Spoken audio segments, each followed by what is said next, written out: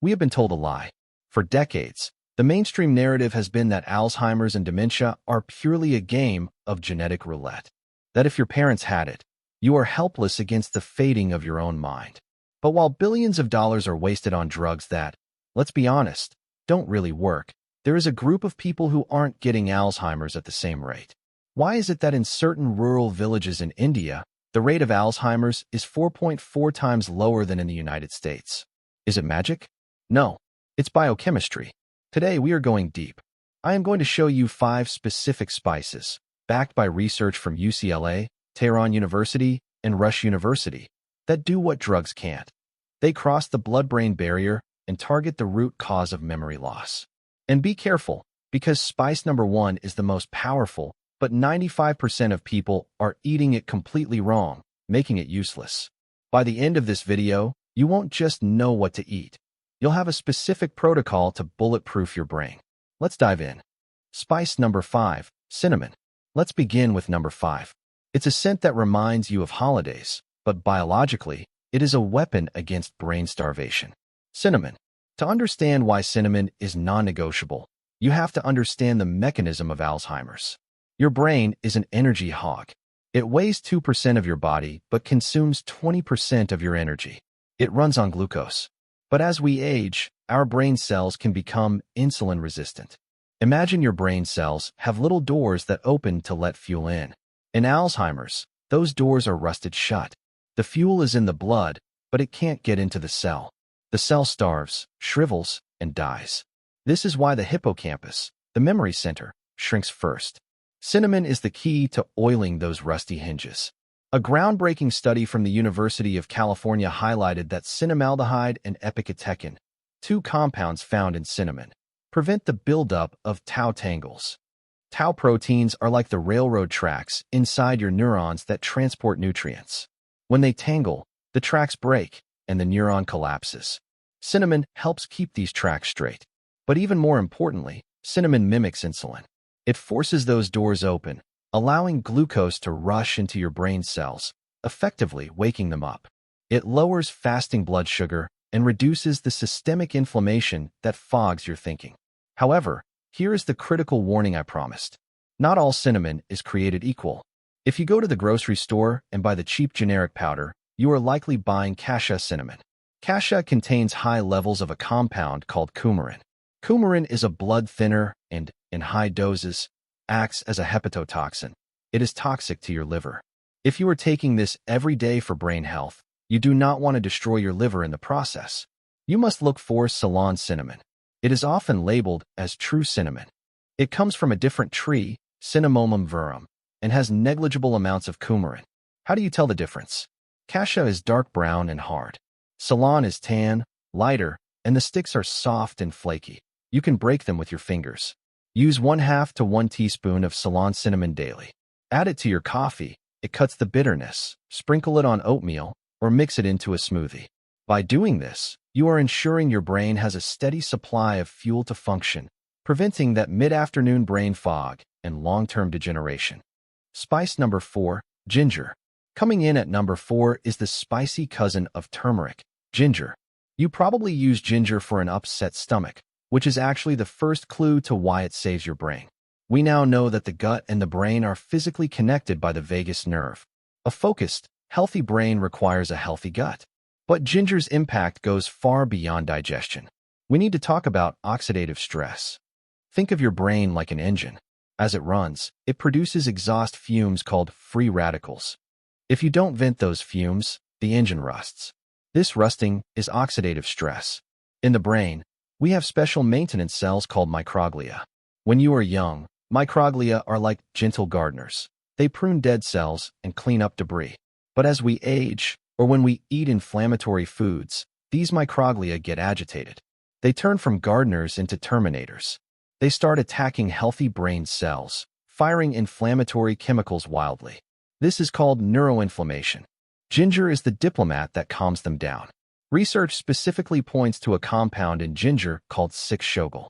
Studies suggest that 6-shogal is incredibly potent at inhibiting the release of these inflammatory chemicals from the microglia. It essentially tells your immune system, the war is over, stop shooting. Here is the nuance that most people miss. Fresh ginger contains gingerol. It is fantastic for immunity and fighting bacteria. However, when you dry or cook ginger, a chemical reaction occurs. The gingerol dehydrates and transforms into shogal.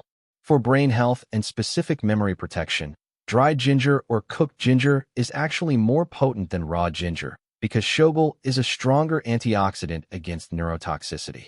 So, while I love fresh ginger juice, for Alzheimer's prevention, we want heat or dryness.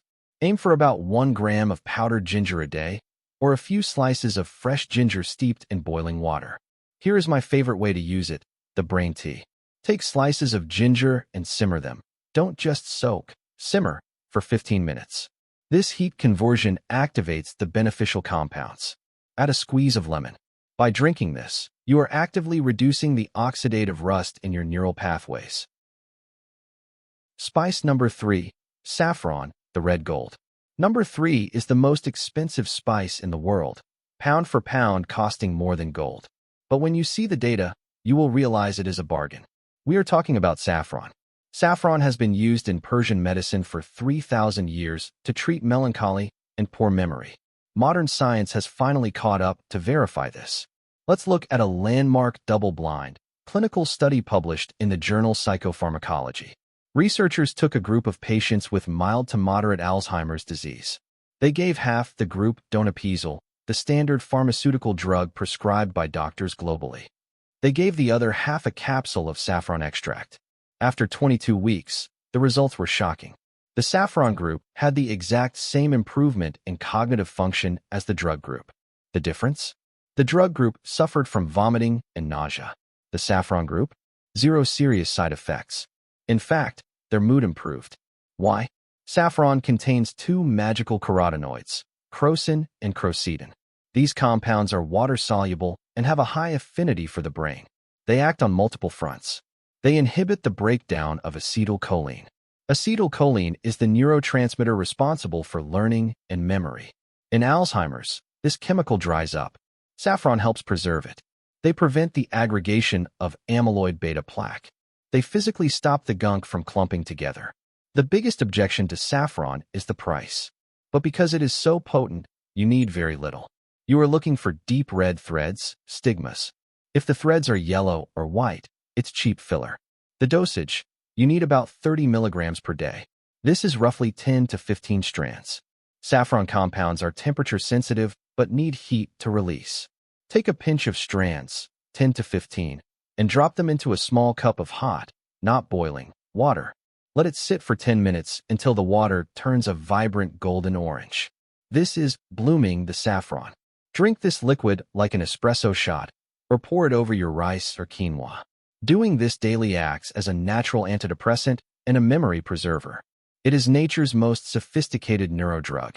Spice number 2, black pepper. Number 2 is the most common spice on your table, yet the most misunderstood. It is black pepper. You might think it's just for taste. You are wrong. In the world of nutrition, black pepper is what we call a bioenhancer. Here is the problem with eating healthy foods. Your body is designed to eliminate foreign substances. When you eat potent medicinal spices, like the one we are about to discuss in number 1, they go to your stomach, then to your intestine, and then straight to your liver. Your liver performs a process called glucuronidation. Basically, it tags these foreign molecules and says, flush this out via urine. So, you might spend $50 on supplements or buy expensive organic roots, and your liver flushes 90% of it down the toilet before it ever reaches your brain. Enter piperine. Piperine is the active alkaloid in black pepper that gives it that sharp, spicy kick.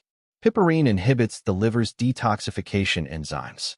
It briefly turns off the flush mechanism. It relaxes the intestinal wall, allowing larger molecules to pass through into the bloodstream. The most famous example of this is with curcumin. On its own, curcumin has terrible bioavailability. But a study from St. John's Medical College found that adding just a tiny amount of piperine increased curcumin absorption by 2,000%. That is the difference between a placebo and a miracle. But piperine does more. It stimulates the release of digestive enzymes in the pancreas, helping you break down proteins.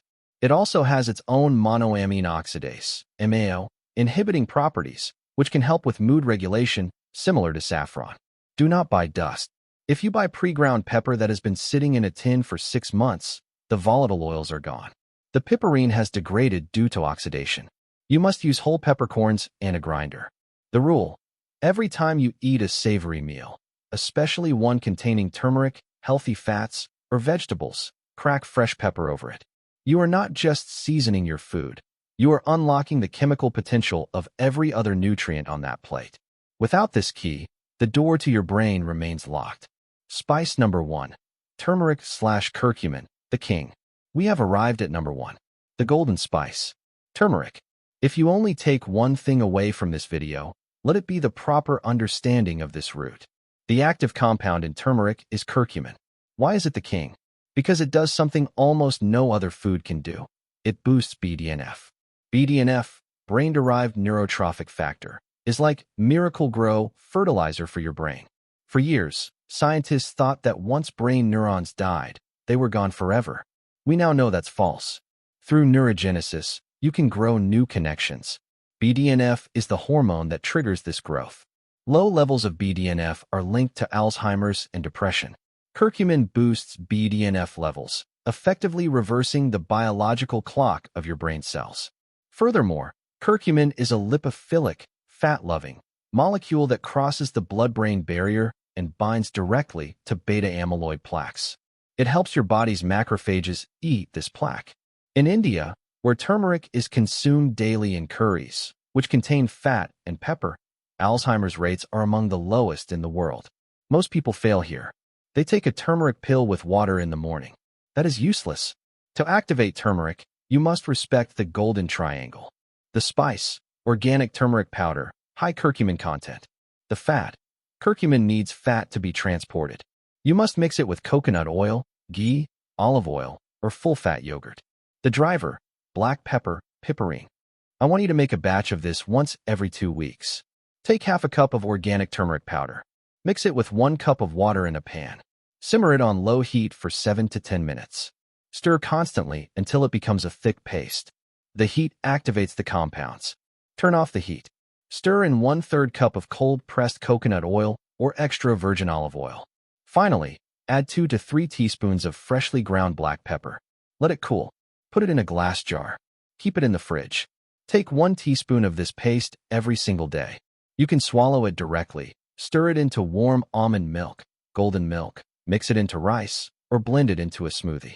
By doing this, you are delivering a fully activated, bioavailable dose of neuroprotection directly to your brain. The reality is this: your genetics load the gun, but your lifestyle pulls the trigger. You do not have to pull that trigger. By incorporating cinnamon, ginger, saffron, black pepper, and the turmeric golden paste into your weekly routine, you are building a fortress around your mind. But adding these spices is only half the battle. You can eat all the turmeric in the world, but if you are still eating inflammatory foods that punch holes in your brain, you are fighting a losing battle. I have created a specific video detailing the top 5 foods you must eliminate to prevent Alzheimer's. Click right here to watch that next. It's the other half of this puzzle. I'll see you there.